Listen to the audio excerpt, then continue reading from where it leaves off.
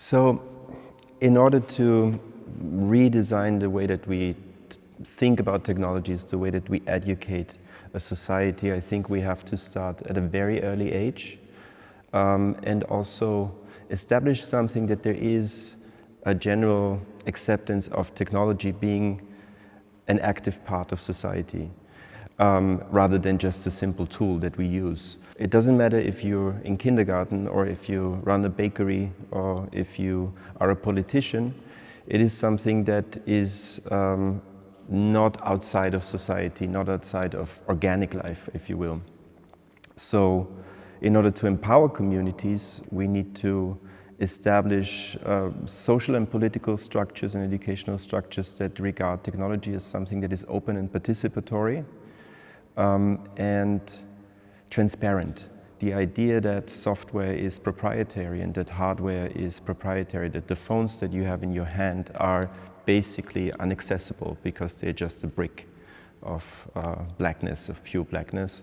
I think that has to change. So accessibility, transparency, and fluency rather than literacy, I think, is what we are aiming for. First of all, I think decentralization, as it is commonly regarded these days, is a myth and is quite a dangerous terminology to use because it's been co-opted by the crypto scene. The decentralization that we are currently talking about is not true decentralization. It is not something that creates egalitarian networks that are accessible for everyone and transparent in the way that they are designed and in the way that they control data, but to create open networks and open ways of community building and commons building, we need, of course, open software. We need open source software that is not owned by corporations or maintained by people with a capitalist interest in it or a political interest in it, but rather by the community and for the community. It is quite interesting to look at technologies and the corporations around that in the same way that we look at the drug trade and at drug trafficking and drug use. If you look more closely, you will see that the technology sector and the drug sector work largely similar. So what we have to think about is what kind of drugs do we want? Do we want drugs that expand our mind, that create community, that make us love each other and care for each other? Or do we want drugs that just fuck us up and make us very addicted? Predominant actors in this business are designing technologies in a way that make us just purely addicted. So we are constantly being extracted, we are constantly made to engage with the technology. So I think what we have to learn or unlearn is our own desire towards these technologies, which of course is quite a bit of work because it means changing as an individual and changing as a community and changing as a society. And the first step is, of course, acceptance and realization that we are in this state as a civilization, as a whole, as the whole planet of addicted people.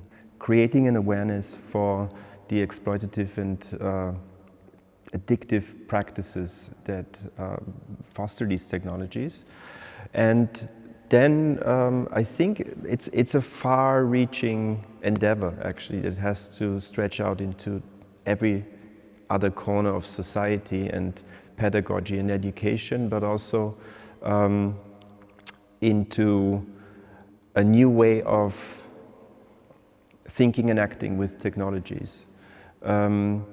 I think something that is also important is to re-enter the analog way of looking at things. So we have to, especially at universities and art schools, we have to actually, in the way that we used to train people how to work with digital tools, we have to train them again how to work with analog tools too. So for example, with my students, I try to actually do seminars where we read a book, which sounds stupid, but it's something that creates a whole different way of concentration if you have no laptops open on your table and if you just look into a book and concentrate on the page and talk about it. I think we just have to face the fact that democracy and community is hard work, that this is the work that we actually have to do in order to protect the democratic structures we have left and that are under attack today by these companies, but also by political actors with a great stake in destroying these structures. Data literacy and data fluency are surely important factors in that. But I think it is also very much about creating a certain willingness to disconnect from these platforms.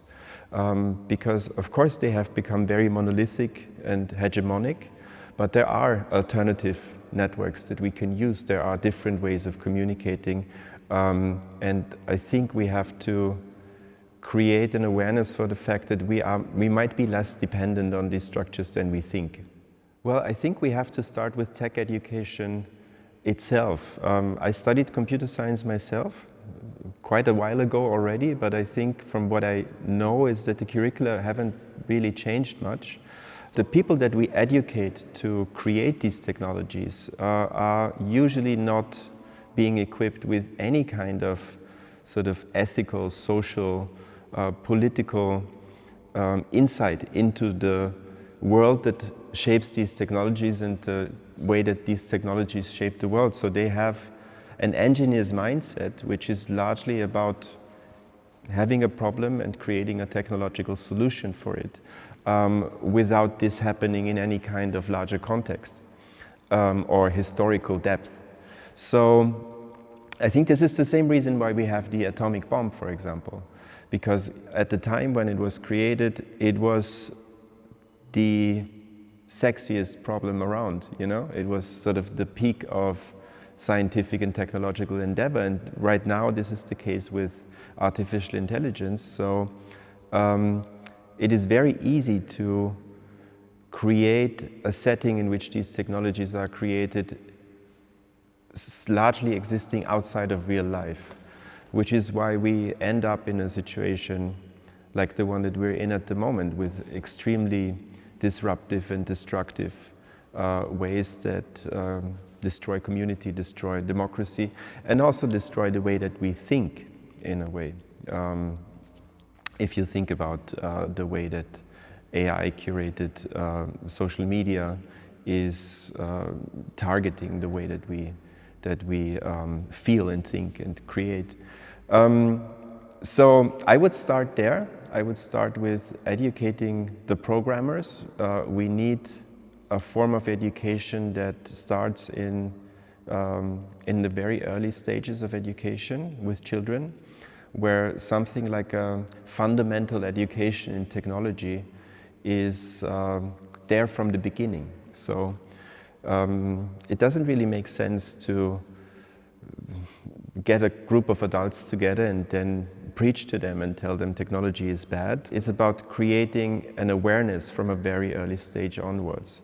So people have a conscious approach to technologies, which isn't prohibitive, which isn't exclusive in terms of what you can't or can't use. But yeah, again, with the drug analogy, actually, you know, inevitably we're going to put some poison into our bodies, you know. So it is very much about educating people about the risks and about the way that they can use this in positive ways, rather than at some point realizing that they fucked up their life.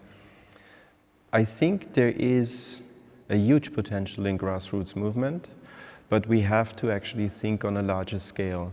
So while I think that small communities, be it creative communities or small activist communities or really just local communities in a certain district that work together with a collective interest, are very interesting in that respect, I think what we have to do is engage with this whole complex of technology on a political and democratic scale.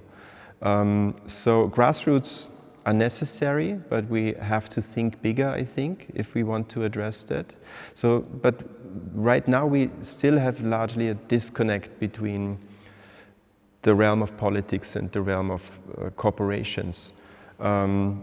which sometimes tend to dictate to the politics the way that they are being regulated, for example, because it is still considered to be sort of a separate entity. What we see at the moment on a European level, for example, is a slow movement towards a larger way of thinking about the way that societies and political systems interact with technology and the way that they are part of the process of creation of these technologies, if you think about the AI Act, for example.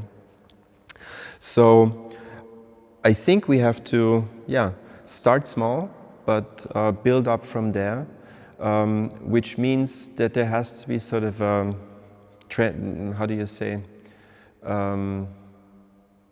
transparency upwards and downwards. So, and of course also what we have to think about on a small level is the way that these systems are working together, and I think the mechanism that keeps them together is care, which goes back interestingly to the very first chatbot in the history of computation, which was ELIZA in the 1950s, which was modeled after a psychotherapist. In a very simple way, it just kept asking questions and getting you more deeply invested into the conversation. So if we try to take that as an inspiration, to say that these technologies that we use right now and that are created to extract something from us and to shape the way that we think have started out as something that was designed as a means of caring for each other and producing a technology that would offer something rather than take something, we could maybe envision a future that does the same.